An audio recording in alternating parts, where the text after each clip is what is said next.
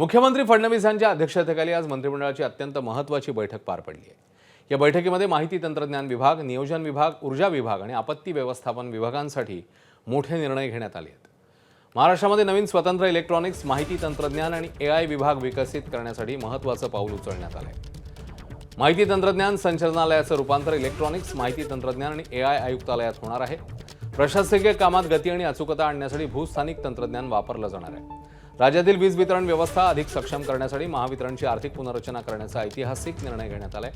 यासाठी आता शेअर बाजारात महावितरणचे बॉन्ड देखील आणण्यात येणार आहेत।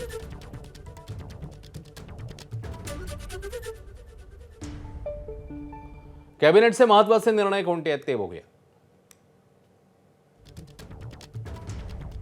माहिती तंत्रज्ञान संचालनालयाचं रूपांतर इलेक्ट्रॉनिक्स, माहिती तंत्रज्ञान आणि AI आयुक्तालयात होणार आहे।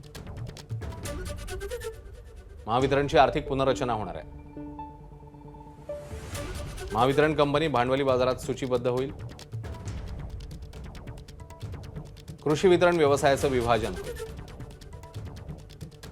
आपत्तीग्रस्त नागरिकांना गृहकर्जात सवलत तसंच विमा सुरक्षा या संदर्भातली घोषणा झाली आहे। तसंच सूक्ष्म लघु मध्यम उद्योजकांना कर्जासाठी सवलत आणि विमा सुरक्षा। पुराच्या पाण्याच्या निचऱ्यासाठी कोल्हापूर, सांगली, इचलकरंजी प्रतिबंधक आराखडे हे तयार होतील। या ठिकाणी